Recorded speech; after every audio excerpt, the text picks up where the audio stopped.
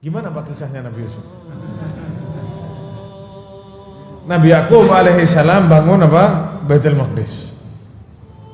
Kita ceritakan Nabi Yakub berangkat ke rumah pamannya, kerja sama pamannya, yang mana di situ dia suka sama anaknya, yang ternyata ada salah alamat dan lain sebagainya. 20 tahun Nabi Yakub di situ bersama pamannya. Lalu Nabi Yakub kembali ke Baitul Maqdis dan mendatangi tempat di mana beliau beristirahat dan membangun Masjidil Aqsa di sana. Berarti kita sudah bahas di kajian yang lalu kisahnya Nabi Yakub alaihissalam, yang mana kita tahu beliau membangun Baitul Maqdis, masjid kedua, ke Baitullah yang kedua 40 tahun setelah Masjidil Haram yang dibangun oleh Nabi Ibrahim dan Nabi Ismail alaihissalam. Lalu para jamaah sekalian, kita tahu Nabi Yakub itu anaknya ada berapa? 12. Siapa yang tahu sekian dari ini, sekian dari ini, sekian dari ini, sekian dari ini? Siapa yang tahu? Ana tidak tanya namanya, jumlahnya aja.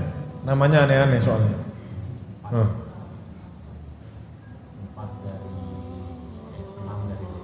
Iya, 6 dari Lia, istri yang pertama, yang tertipu. Terus berapa lagi? Nanti Rahel. Dari budaknya Rahel 2. Terus dari budaknya Lia 2 lagi. Terakhir dari Rahel 2. Masya Allah. Total ada 12. Yang mana kita tahu Nabi Yusuf alaihissalam sama Benyamin itu adalah anaknya siapa? Rahel. Para jamaah sekalian, di sini pintu masuknya kita masuk ke kisahnya Nabi Yusuf alaihissalam. Lahirlah Nabi Yusuf alaihissalam, mulailah dia beranjak besar. Dan diberitahu oleh Allah Subhanahu wa taala dalam Al-Qur'an bahwasanya, atau sebelum kita masuk jauh membahas kisahnya Nabi Yusuf alaihissalam, diceritakan di sini bahwasanya kata para ulama, qira'atuha taghni an tafsiriha. Kita ini mau tahu ceritanya Nabi Yusuf, cukup baca surat Yusuf, selesai sudah. Jelas kisahnya. Jadi subhanallah para jamaah sekalian, kita kaum muslimin senang nonton film, hayal-hayal, telenovela, sinetron. Dia tidak tahu skenarionya Allah itu lebih luar biasa daripada film-film yang ada. Jangan dipikir agama Islam ini tidak bisa, tidak punya cerita yang indah. Jangan dipikir begitu. Di Quran ini Allah Subhanahu wa taala berfirman, "Nahnu naqussu 'alaika ahsanal qasasi." Kami bercerita kepadamu wahai Muhammad ahsanal qasasi, sebaik-baiknya cerita.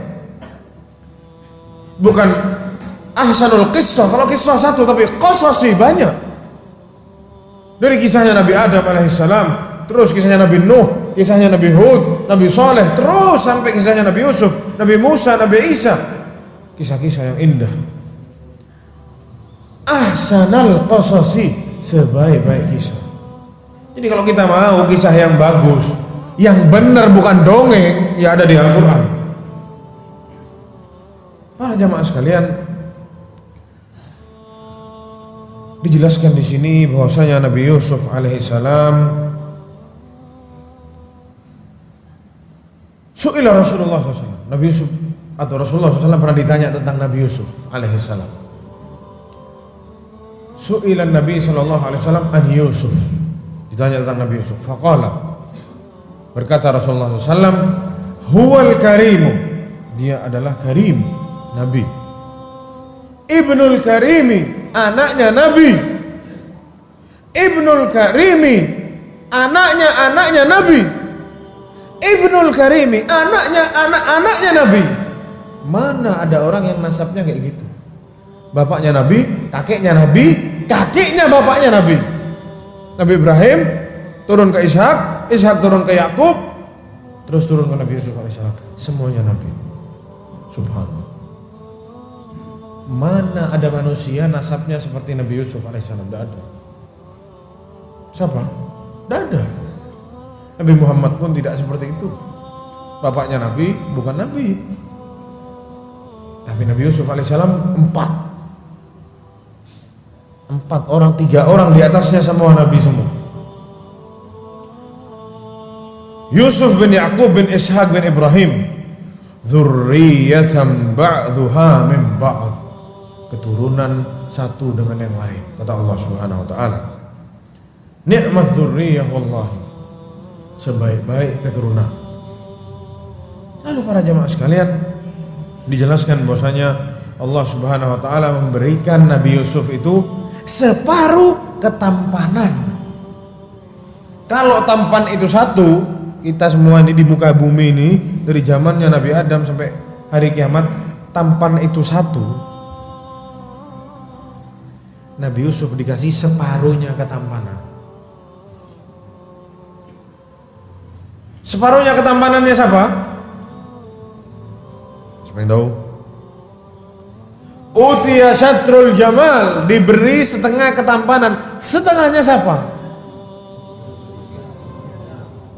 Seluruh manusia. Nabi Adam. Siapa lagi?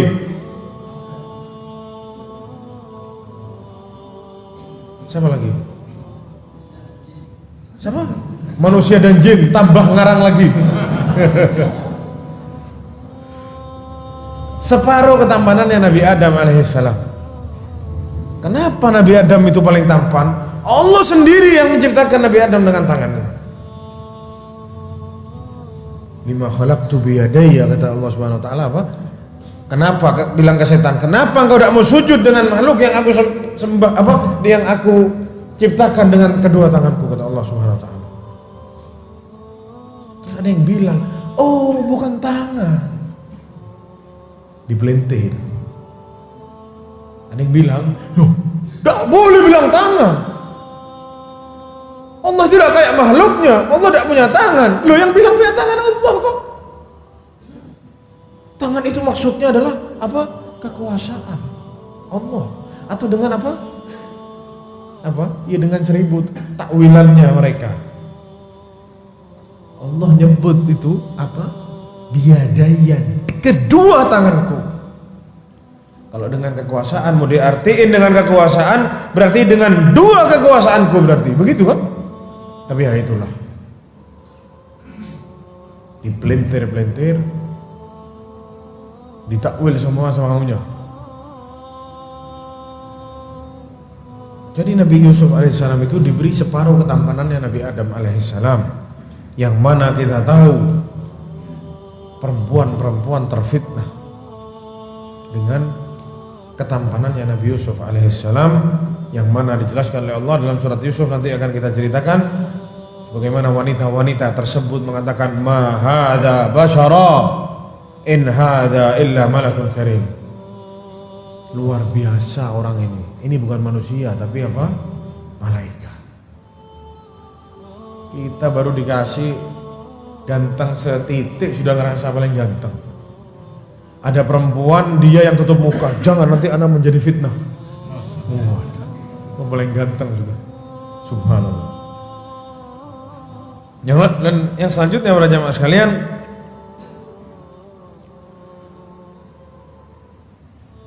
kita tahu para jamaah sekalian bahwasanya Nabi Yakub alaihissalam itu sangat mencintai Nabi Yusuf lebih dari anak-anaknya yang lain. Betul kan? Ya. Nabi Yakub itu cinta sama Nabi Yusuf dan Benyamin lebih dari anak-anaknya yang lain, yang mana dimulai kisahnya di sini oleh Allah Subhanahu wa taala. Kenapa Nabi Yusuf alaihissalam lebih dicintai? Itu timbul pertanyaan, berarti Nabi Yakub itu tidak adil. Banyak orang yang dikasih tahu seperti itu, oh berarti tidak adil Nabi Yakub. Tunggu dulu. Kenapa Nabi Yakub itu sampai mencintai Nabi Yusuf lebih dari yang lain? Ini dibahas sama para ulama. Tidak sembarangan. Nabi Yakub itu nabi. Tidak sembarangan main pilih kasih. Tidak adil, tidak bisa seperti itu. Kita akan jelaskan. Kisahnya dimulai dari firman Allah Subhanahu wa taala, "Idz qala Yusuf li abihi ya abati inni ra'aitu ahada asyara kawkaba wasyamsa wal qamara ra'aituhum li sajidin." Si Nabi Yusuf kecil ini bilang sama bapaknya, "Wahai ayahanda, ana bermimpi 11 kaukab, bintang-bintang, wasyamsa wal qamara, bulan dan matahari atau matahari dan bulan, aku melihat mereka sujud kepadaku." Selesai mimpinya sampai di situ. Kita lihat mimpinya seorang nabi. Singkat mimpinya. "Wahai ayahanda, ana melihat bintang-bintang ada 11, matahari dan bulan sujud sama ana." Selesai. Itu mimpinya para nabi. Tidak kayak kita. Mimpinya kalau diceritain panjang kayak film India. 3 jam. Ana tadi malam mimpi. Tidak selesai ceritanya mimpi itu. Terus begini, terus begitu, yang diceritain sampai ngantuk, sampai seger lagi, sampai ngantuk lagi. Terus nanya apa ya tafsir mimpinya? Tidak ada tafsirnya. Mimpi itu dikatakan oleh para ulama ada 3 macam. Yang pertama, ru'yatul haq, betul mimpi ada maknanya. Dan biasanya itu tanda-tandanya mimpinya itu pendek. Lihat mimpinya Nabi Ibrahim. "Inni ara fil manami anni azbahuk." Bilang Nabi Ismail, "Wahai ananda, ana melihat ana menyembelihmu." Titik. Tidak panjang lebar mimpinya. Panjang atau enggak? Dia cuma bilang, "Ana melihat mimpi, ana melihat di dalam mimpi ana menyembelihmu." Selesai. Nabi Yusuf bilang, "Ana melihat bintang, matahari sama bulan sujud sama ana." Selesai. Ini mimpi yang pertama yang dikatakan para ulama ru'yatul haq, ini ada maknanya, dan yang bisa menjelaskan makna ini orang ada ahlinya, ahli tafsir mimpi. Dengan syarat-syaratnya, ada syaratnya. Orang mau menafsirkan mimpi itu tidak sembarangan orang. Ada ilmu-ilmunya, dikatakan ilmu tahu dia adat satu kaum, dia tahu semua isinya Al-Quran dan tafsir-tafsirnya semua, baru dia bisa menafsirkan mimpi. Tidak sembarangan orang. Mimpi yang kedua itu hadithun nafs, angan-angan kita aja. Angan-angan kita yang panjang ini masuk ke mimpi. Ana mimpi, Ustadz, ana tadi malam itu jalan-jalan sama fulanah, Ustadz. Apa jangan-jangan dia itu jodoh ana? Itu angan-angan semua. Tidak semua mimpi itu ada maknanya. Karena bisa jadi mimpinya model yang kedua ini, hadithun nafs. Mimpi jadi saudagar kaya, bikin gedung dan lain sebagainya. Mimpi panjang lebar, tidak ada artinya. Yang ketiga, gangguannya setan. Yang mana setan ini, yang dimana dikatakan oleh Allah dalam Al-Quran dalam satu ayat yang artinya untuk menakut-nakuti hamba Allah yang beriman, untuk mengetahui hamba-hamba Allah yang beriman, atau menakuti hamba-hamba Allah yang mukmin. Sering enggak atau pernah enggak kita mimpi dikejar sama macan misalkan, bangun tidur, atau mimpi dilempar dari atas pesawat, sering enggak? Wah, tahu-tahu mau bangun. Itu semua ditakut-takuti setan. Tidak usah takut, noleh ke kiri, a'udzubillahi minasyaitonir rajim, ludahi 3 kali, selesai. Mimpi ada 3 macam. Tapi Nabi Yakub itu tahu. Nabi Yakub ini nabi, tahu ini mimpi anaknya tidak sembarangan. Dia lihat anaknya ini dengan tuntunan Allah Subhanahu wa taala.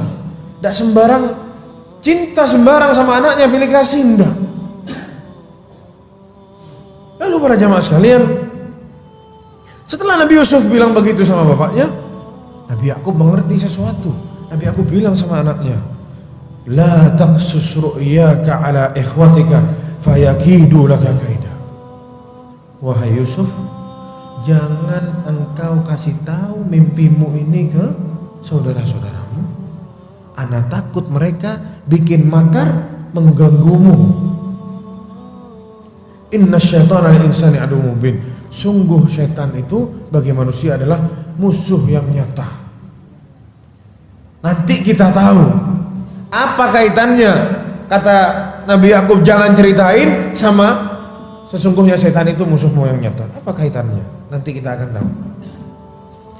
Lalu para jamaah sekalian, dijelaskan di bukunya ahli kitab, katanya mereka di bukunya ahli kitab bilang Nabi Yusuf ini membocorkan kisahnya kepada saudara-saudaranya. Cuma dalam Al-Quran itu tidak disebutkan. Dan yang kita tahu Nabi Yusuf menyembunyikan mimpinya dari saudara-saudaranya. Dan lalu Nabi Yakub alaihissalam mengatakan wa kadzalika yajtabika rabbuk, dan sebagaimana Allah itu mau memilihmu wahai Yusuf. Wa yu'allimuka min ta'wilil ahadits, dan Allah mau mengajarkanmu banyak-banyak dari takwil, ilmu-ilmu yang sangat banyak. Sudah, jangan diceritain. Dan dijelaskan oleh Allah Subhanahu wa taala, wa laqad kana fi Yusufa wa ikhwatihi ayatun lis-sa'ilin. Terdapat dalam kisahnya Nabi Yusuf dan saudara-saudaranya ini ayatun, tanda-tanda kenabiannya Muhammad sallallahu alaihi wasallam bagi orang-orang yang bertanya. Nabi Muhammad itu pernah ditanya sama orang-orang ahlu kitab, gimana ceritanya Nabi Yusuf? Terutama saat nanti Nabi Yusuf ini di dalam ruangan itu berdua sama Zulaiha.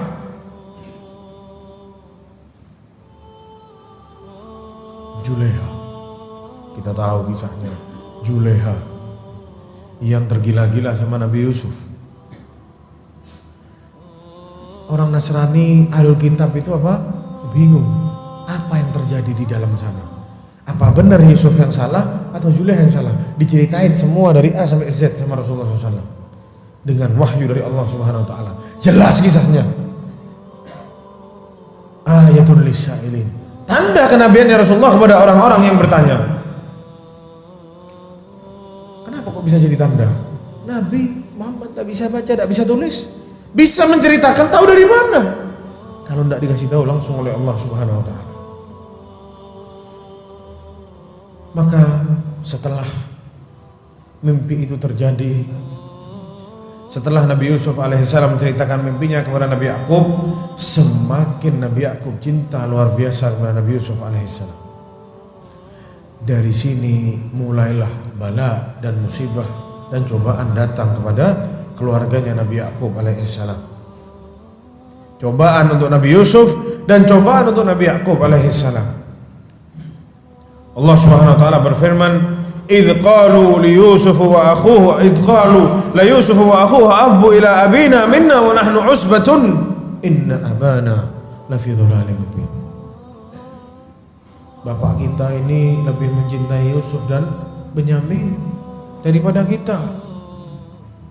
Wa nahnu usbatun, dan kami ini segerombolan, sudah besar-besar semua. Mana kita tahu Nabi Yusuf sama Benyamin ini keluar terakhir. Saudara-saudaranya sudah remaja. Mulai dibisiki sama setan, dibikin hasut, dibikin iri dengki saudara-saudaranya. Di sini mulai apa yang kita baca tadi Inna syaitana kana lil insani aduwwun mubin. Ya ini Nabi Yakub tahu, jangan sampai saudara-saudaranya tahu. Semakin dia benci nanti sama kamu. Nabi Yakub tahu ada iri dengki dari saudaranya, cuman masih tidak seberapa. Tapi kalau kamu cerita ini wahai Yusuf, akan semakin jadi nanti. Tapi setan ya begitulah, terus menghembuskan bisikan-bisikan dengki, iri, permusuhan kepada saudara-saudaranya Nabi Yusuf alaihissalam. Yang mana dikatakan di sini sampai mereka berani mengatakan inna abana lafi dhalalim mubin. Sungguh bapak kami itu berada dalam kesesatan yang nyata. Tidak benar nih abah kita. Sampai di titik itu mereka benci sama bapaknya dan benci kepada Nabi Yusuf alaihissalam.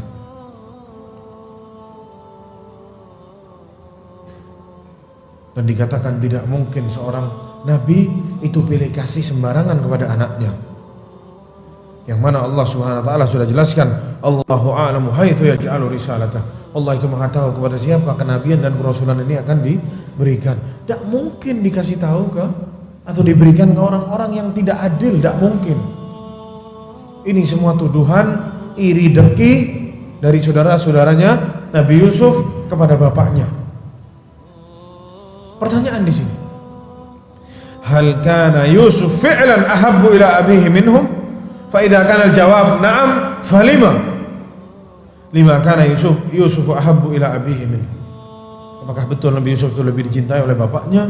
Kalau jawabannya iya, kenapa kok bisa? Kenapa kok bisa bapaknya lebih cinta? Dijawab di sini oleh para ulama dengan jawaban yang pertama, bahwasanya na'am Yusuf kana ahabba ila abihi min ikhwatihi. Betul, Nabi Yusuf itu lebih dicintai oleh Nabi Yakub daripada saudara-saudaranya. Dikatakan oleh para ahli ilmu bahwasanya annal hubba syai'un fitri la yamlikuhul insan. Cinta itu adalah sesuatu fitrah manusia yang tidak bisa dibikin-bikin sama manusia. Cinta itu timbul dalam hati, tidak bisa dibikin-bikin sama manusia. Ada laki-laki biasa-biasa, cinta luar biasa sama perempuan biasa-biasa. Cantik enggak, soleha sekali juga enggak, hafid Quran enggak. Cuman kenapa enggak tahu ana suka sama dia? Yaitu perasaan enggak bisa dibendung sama manusia, enggak bisa dimiliki. Manusia itu enggak bisa ngatur kepada siapa dia mau mencintai. Ini yang dirasain sama Nabi Yakub kepada Nabi Yusuf alaihissalam. Dia cinta sama Nabi Yusuf lebih dari yang lain dan dia tidak bisa bendung rasa itu, dia tidak bisa bohong. Fala yamlikul insanu an yuhibba atau an yubghid illa idza kana fid din. Manusia itu tidak akan pernah bisa menahan dia benci sama orang, dia cinta sama orang kecuali ada alasan. Seperti misalkan dalam alasan agama. Karena benci sama dia, orang kafir misalkan. Anak cinta sama dia karena dia orang taat misalkan, bisa jadi pertimbangan. Tapi kalau sama anak, misalkan ada laki-laki punya istri 4, misalkan cinta sama salah satu, sebagaimana Rasulullah SAW ditanya, man ahabbun nas ilaih, siapa yang manusia yang paling kau cintai? Aisyah, kata Rasulullah. Terus siapa? Abuha, terus bapaknya. Oh, Rasulullah ada adil, apa begitu? Tidak bisa. Itu semua rasa yang tidak bisa dibendung oleh manusia. Itu jawaban yang pertama. Jawaban yang kedua, sigharus sin. Nabi Yusuf masih kecil. Masuk akal kalau Nabi Yusuf ini lebih dicintai daripada abang-abangnya yang tua. Itu yang dikatakan oleh para ahli tafsir. Sebagaimana yang kita sudah tahu, bahwasanya Nabi Yusuf itu lahir terakhir. Yang diharap lahir dari Rahel, istri yang dia cintai. Sebagaimana Nabi Yakub lebih mencintai Rahel, karena dia memang dari awal sudah suka sama Rahel. Lahir terakhir Nabi Yakub sudah tua, punya anak kecil, pasti lebih cinta sama yang kecil. Itu jawaban yang kedua. Yang ketiga, bahwasanya ini sesuatu perkara yang natural ya, tabiat manusia. Suatu hari ada satu wanita yang ditanya, man ahabbu auladik ilaiki, siapa anakmu yang paling kau cintai? Berkata wanita ini, al-marid hatta yashfa, anak-anak yang sakit sampai dia sembuh. Yang sakit itu lebih anak cintai daripada yang sehat. Ini katanya si ibu. Wal musafiru hatta ya'ud, dan anak saya yang sedang safar sampai dia kembali, itu yang lebih anak cintai. Was saghir hatta yakbur, dan yang kecil sampai dia besar. punya anak 5, 3 sudah besar, 2 masih kecil. Ya jelas yang masih kecil yang diurus duluan kalau ada apa-apa. Bukan berarti tidak adil. Jawaban yang keempat, anna Yaqub alaihi salatu wassalam kana yara fi Yusuf atharun najabah. Nabi Yaqub ini nabi para jamaah. Dia lihat gelagatnya, cara hidupnya, adabnya, akhlaknya Nabi Yusuf ini beda sama kakak-kakaknya. Lebih akhlak, baik, najabah, cerdas, lebih cekatan. Sebagaimana guru dia tahu mana muridnya yang cekatan. Anak ngajar di ma'had, anak tahu mana murid anak yang leha-leho, yang dikasih tahu 10 kali tetap tidak tahu, anak tahu. Mana yang cuma anak kasih tahu sekali dia langsung nangkep, anak tahu. Ya sudah jelas anak lebih senang sama yang lebih sering, lebih cepat mengerti. Ya seperti itu Nabi Yusuf, Nabi Yaqub kepada Nabi Yusuf. Dia lihat lain ini caranya Nabi Yusuf. Gelagatnya berbeda. Sebagaimana dulu Imam Malik lihat Imam Syafi'i. Imam Malik lihat Imam Syafi'i itu lain sama murid-muridnya yang lain. Imam Malik itu tahu Imam Syafi'i ini lebih nih satu orang ini. Dan juga dahulu Imam Abu Hanifah sama gurunya, anak lupa dulu. Pernah ditanya sama seorang ulama, anak lupa nama ulamanya. Kepada siapa engkau menuntut ilmu, hai Abu Hanifah? Kamu duduk di majelisnya Syekh siapa?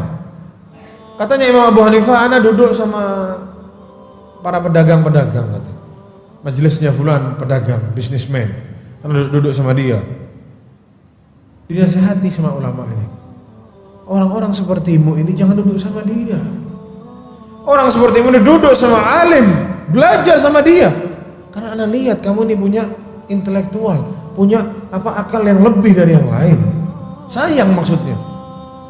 Jadi ulama-ulama, kalau ulama saja bisa tahu mana orang yang punya kelebihan, gimana Nabi Yaqub yang nabi? Dia tahu anaknya Yusuf ini punya kelebihan yang tidak dimiliki sama abang-abangnya yang lain. Jawaban yang selanjutnya, lirru'yal lati ra'aha Yusuf. Kenapa Nabi Yaqub cinta kepada Nabi Yusuf lebih dari yang lain? Gara-gara mimpi yang diceritain sama Nabi Yusuf kepada bapaknya.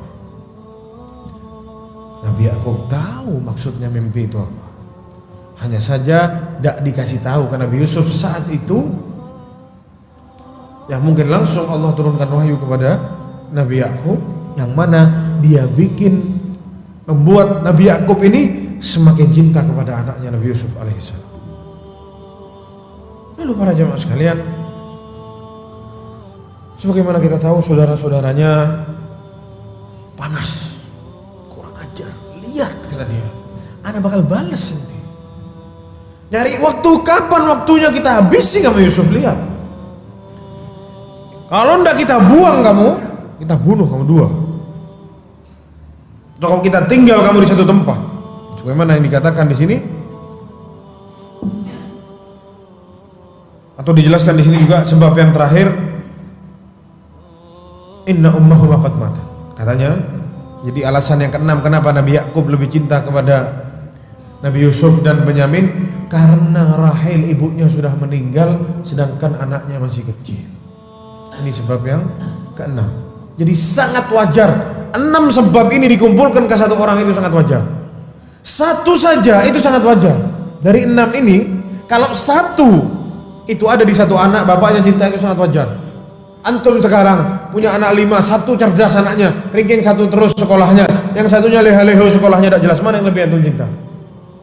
Oh enggak, sama semua, bohong antum. Aneh ngomong bohong. Pasti antum lebih sayang sama yang pintar.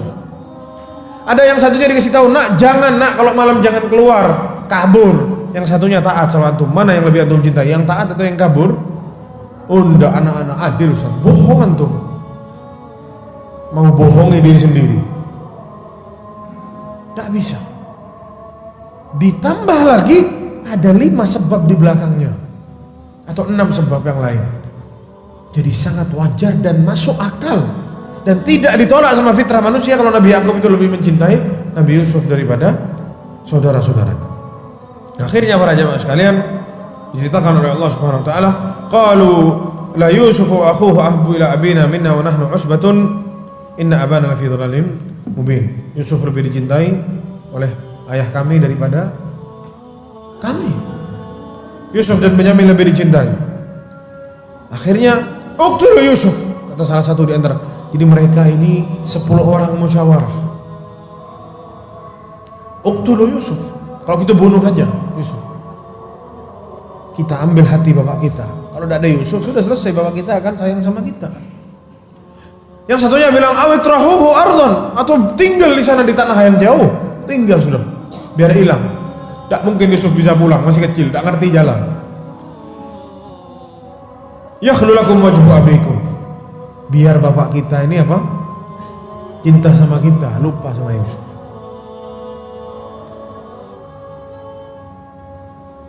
Ini apa? Musyawarah di antara mereka, punya makar yang sangat buruk kepada adiknya sendiri. Gimana kita lihat para jamaah? Setan membakar emosi, merusak hati manusia. Kita lihat anak kecil yang tidak berdosa mau dibuang hanya gara-gara iri dan dengki. Na'udzubillah. Apa yang terjadi para jamaah? Kita lanjutkan setelah adzan. Tafadhal muadzin, adzan dulu. Lalu para jamaah sekalian, bagaimana kita tahu mereka bermusyawarah? Gimana caranya kita ambil lagi hati bapak kita? Gimana caranya bapak kita nih jauh dari Yusuf, bapak kita lupa dari Nabi Yusuf? Gimana caranya? Sebagaimana kita tahu, satu di kalangan mereka mengatakan apa? Bunuh Yusuf. Satunya lagi bilang awitrahuhu ardhan, buang di satu tempat, di satu negara yang jauh dari sini. Niscaya kita akan raih kembali kasih sayang dan cinta bapak kita. Salah satu mereka takut. Mereka mengatakan, terus habis bunuh Yusuf gimana terus, kata dia. Ini maksiat.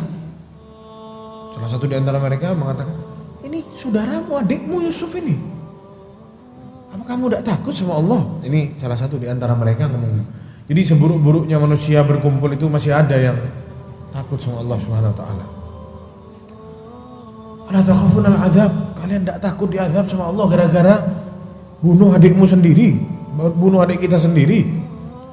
Ala takhafun al-hisab, kalian tidak takut sama hisab Allah besok di hari kiamat. Gampang kata mereka. Nanti kita tobat setelah ini.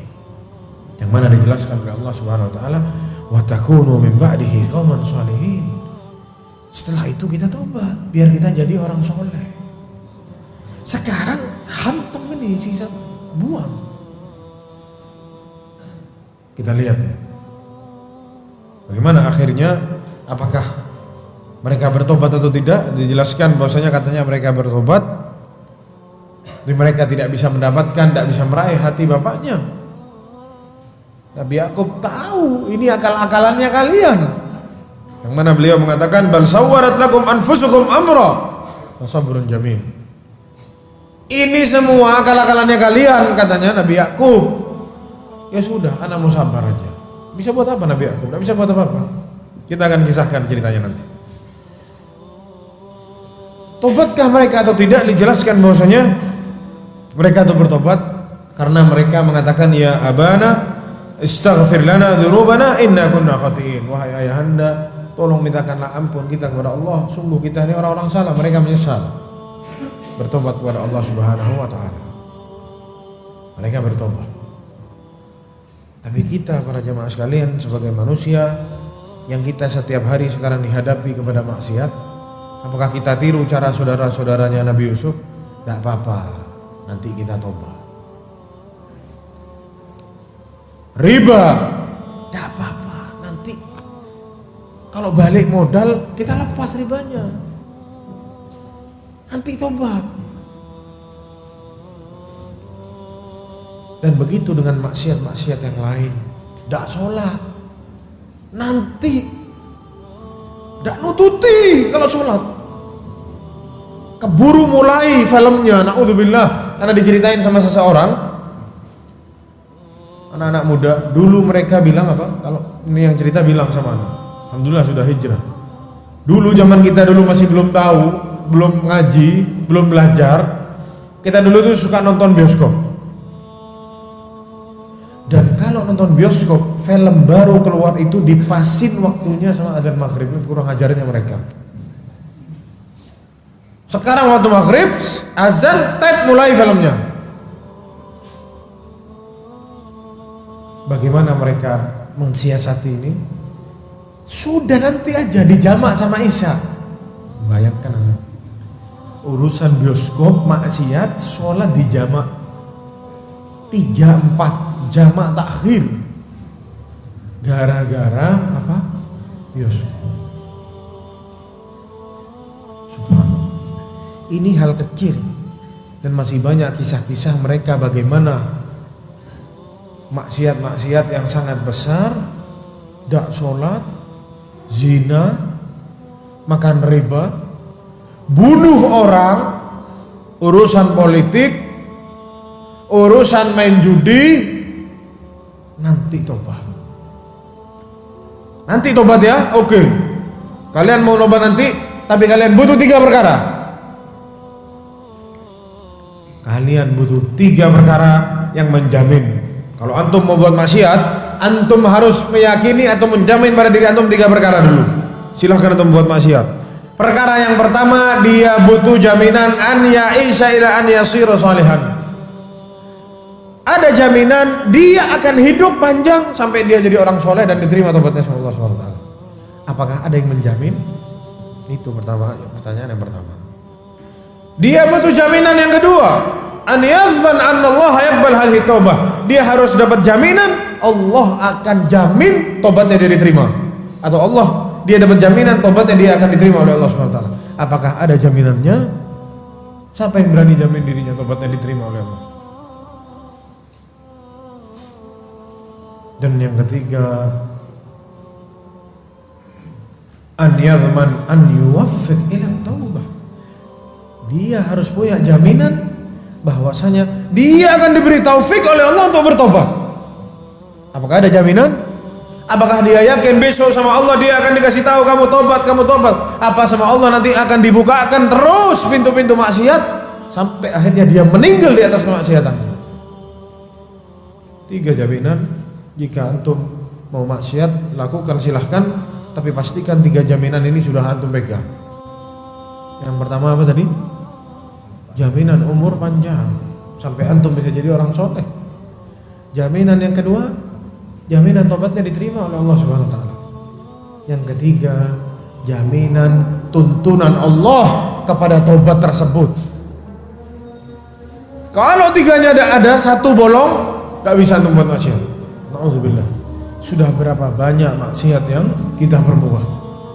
Astagfirullahaladzim. Lalu para jamaah sekalian, akhirnya setelah mereka bermusyawarah, mereka bilang, sudahlah, jangan dibunuh. La taqtulu Yusuf, jangan dibunuh. Wa alquhu fi ghayabatil jubbi yaltaqidhu ba'al sayara.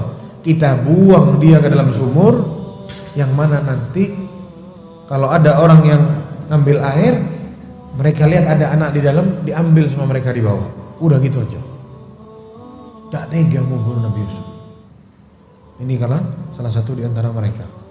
Ada yang emosinya terlalu membara, ada yang menenangkan, ada yang kasih jalan keluar, tapi tetap jalan keluarnya tidak enak.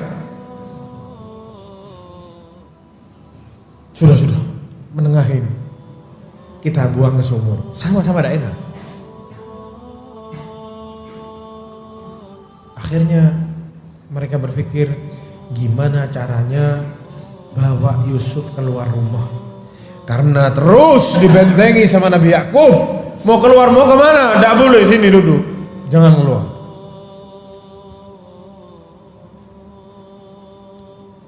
Yang mana dijelaskan oleh Allah Subhanahu wa taala,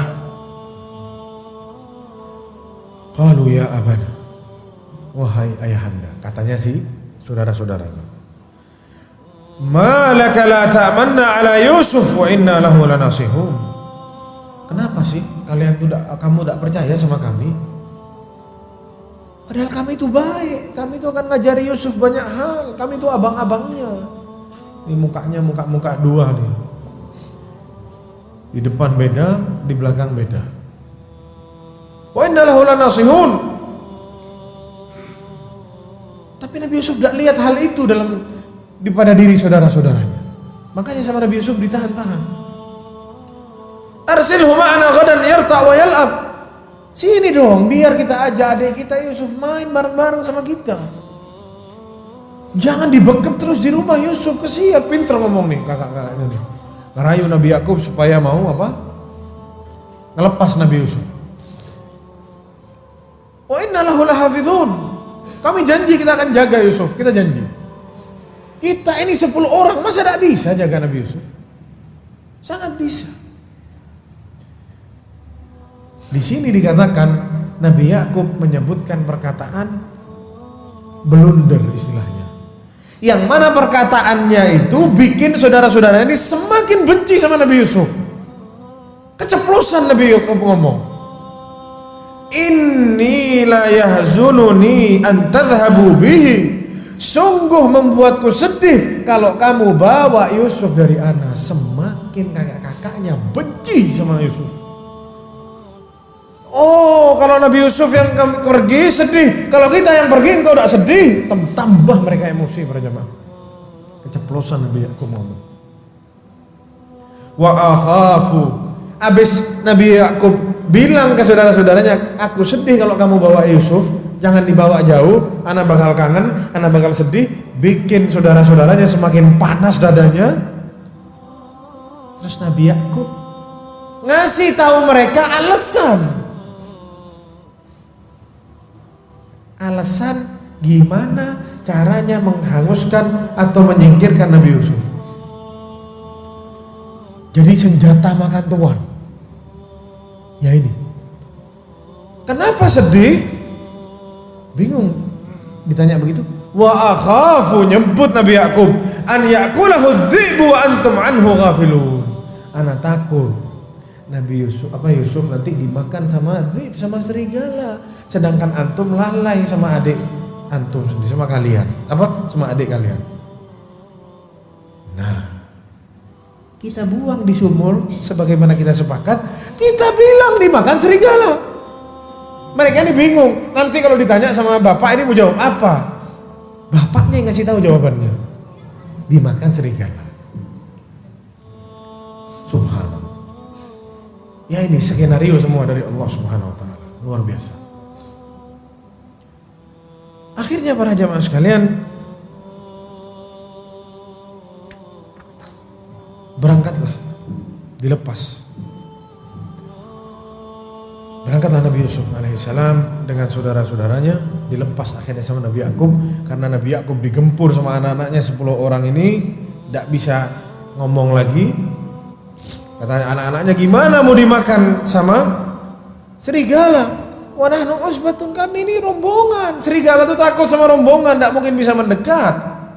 Sudah percaya sama kita, berangkat. Ya sudah, tidak bisa ngomong lagi Nabi Yakub, berangkat akhirnya. Yang mana dikisahkan oleh Allah Subhanahu wa taala di sini dalam surat Yusuf, la in akalahu dzibu wa nahnu usbatun inna idzan la khasirun. Kalau kita yang bersepuluh ini atau 11 orang ini masih kecolongan sama serigala, kita ini orang-orang yang merugi. Maksudnya kita ini bodoh. Maksudnya tidak mungkin kita ini kecolongan sama serigala. Tidak mungkin ada serigala berani mendekat. Yang mana dikatakan para jamaah sekalian, serigala yang paling sadis, yang paling buas itu ada di Syam. Di pegunungannya apa? Syam. Ada salah seorang masyayikh dari Yordan bilang, serigalanya kita itu yang paling sadis. Dia hidup di suhu yang sangat ekstrim dan sangat sadis. Mana kita tahu Nabi Yakub alaihissalam tinggal di Syam, ada di Baitul Maqdis. Akhirnya para jamaah sekalian, berangkatlah mereka semua. Wa dhahabu bihi minal ghad. Berangkatlah keluar dari rumahnya. Itu para jamaah sekalian, katanya para ahli tafsir, keluar dari rumahnya bawa Yusuf Itu mereka itu lampiaskan kemarahannya kepada Yusuf. Ditempeleng, ditendang adiknya dari saking sudah tidak kuat hatinya. Saking mereka sudah sakit hati sama Yusuf. Adiknya yang tidak punya dosa ini apa? Ada yang dipukul, ada yang tendang. Sudah tidak senang sama Yusuf. Kurang ajar. Dilampiaskan semua. Dikatakan oleh beberapa ahli tafsir. Subhanallah. Kita lihat gimana setan bermain hati seseorang. Hal kecil bisa jadi besar para jemaah. Akhirnya bagaimana sekarang? Ya udah, sebagaimana yang kita sepakati, berangkat. Dibuang di sumur. Dilihat sumurnya aman. Diturunin Nabi Yusuf di situ. Dibuka bajunya. Ditaruh adiknya di situ, ditinggal. Ada para ahli tafsir yang bilang saat dimasukin ke dalam sumur ditunggu dulu sama kakak-kakak adik, sama kakak-kakaknya. Nggak ditaruh terus ditinggal, enggak, masih punya hati mereka. Ditinggal dulu apa yang terjadi. Kalau ada orang yang nyelamatin, fodol sana ambil. Tapi ditunggu, dipastikan dulu keadaan adiknya seperti apa. Dipastikan keadaan adiknya baik-baik saja, hanya saja mau dijauhkan dari bapaknya. Ada yang bilang seperti itu. Ada yang bilang ditinggal langsung ditaruh, dilempar, masukin dalam sumur terus ditinggal. Bisa tuh bayangkan para jemaah, anak kecil dicintai sama bapaknya, bapaknya setengah mati mau lepas, dibuang di tempat yang jauh dalam sumur. Gimana sedihnya kita sebagai bapak yang belum punya anak, tidak bisa rasai sedihnya. Kita yang punya anak yang masih lucu, berdekat sama bapaknya, setiap bapaknya pulang diajak main, kangen sama anaknya, terus dibuang anaknya, tidak kembali ke rumah. Gimana rasanya? Ini para jamaah cobaan yang dialami oleh para nabi dan rasul. Berat ujiannya. Ujian tidak sembarang ujian, tapi kelak di balik ujian ini semua ada hikmah yang sangat besar, fadilah yang sangat besar yang akan Allah berikan kepada keduanya. Beres ditinggal di situ, aman, pulang mereka. Mereka ingat alasannya apa? Makan serigala. Bapaknya yang kasih tahu kunci jawabannya. Akhirnya waja'u biqamisihi bidamin kadzib, atau waja'u ala qamisihi bidamin kadzib. Dikasih di bajunya darah bohongan. Oh, Masya Allah, sejaman dulu sudah ada orang jual tinta ya? Enggak, bukan. Mungkin darahnya hewan apa, pokoknya dibejek-bejek di situ di bajunya Nabi Yusuf alaihissalam. Waja'u abahum isya ayyabku. Datang dari pulang safar, pura-pura nangis semua, ngasih lihat muka sedih kepada bapaknya. Bapaknya saat lihat mereka datang dikejar sama bapaknya, ada apa? Ada apa? Qalu ya abana inna dhahabna nastabiqu wa tarakna Yusufa inda mata'ina fa akalahu adh-dhi'bu wa ma anta bimu'minin lana walau kunna shadiqin.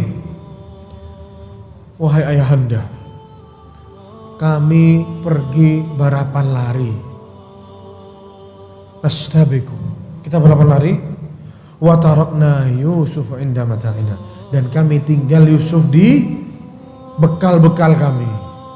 Jadi mungkin buka kain, duduk di situ, Nabi Yusuf disuruh duduk di sana, kata mereka, terus kita balapan lari. Kita tinggal Yusuf di situ, jaga barang-barang kita. Fa akalahu adh-dhi'b, lalu dia dimakan sama serigala.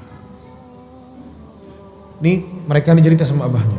Kita lihat, orang bohong itu semua sama. Kalau ngomong ditambahin pakai embel-embel nanti. Ana tahu antum tidak kena percaya sama ana. Cuman itu yang terjadi. Itu yang dikatakan sama saudara-saudaranya Yusuf kepada bapaknya. Wa ma anta bimu'minin lana, kami tahu engkau tidak kena percaya sama kami, tapi ya itu yang terjadi wahai bapak. Orang bohong semuanya sama. Akhi afwan, anak kemarin begini, anak kemarin begitu. Oh, tapi Antum anak tahu, antum tidak kira percaya sama anak. Nah, mesti kasih embel-embel. Antum tidak kira percaya sama anak. Ya ini orang bohong. Dari dulu sampai sekarang sama. Itu yang dikatakan kepada Nabi Yakub. Engkau tidak akan percaya sama kami walau kami jujur wahai ayahanda. Waja'u ala qamisihi bidamin kadzib. Mana buktinya kata bapaknya? Dimakan sama apa? Iya, dimakan sama serigala. Dikasih ini. Baju ada darahnya. Cuman ada sesuatu yang tertinggal para jamaah. Katanya Nabi Yakub alaihissalam dijelaskan oleh para ahli tafsir, kayaknya Yusuf ini dimakan sama serigala yang baik. Kenapa? Bajunya tidak sobek-sobek, tidak dicabik-cabik. Bajunya mulus, hanya keluar darah saja. Semua tindak kriminal pasti pelakunya lupa sama salah satu. Dia bisa nyusun strategi sehebat mungkin, tapi pasti ada satu dua hal yang dia tinggalkan, yang mana itu akan mengungkap kebohongannya dan kriminalnya. Subhanallah. Bikin makar, bikin kriminal, bikin. Pasti ketahuan satu atau dua, tersisa yang keluar dari semua strateginya, yang mana bikin dia itu apa? Ketahuan. Dari situ Nabi Yakub tahu. Dan Nabi Yakub mengatakan apa? Bal sawwadat lakum anfusukum amra. Ini semua akal-akalannya kalian. Fasabrun jamil. Ya sudah, ana mau bersabar. Sabar itu indah.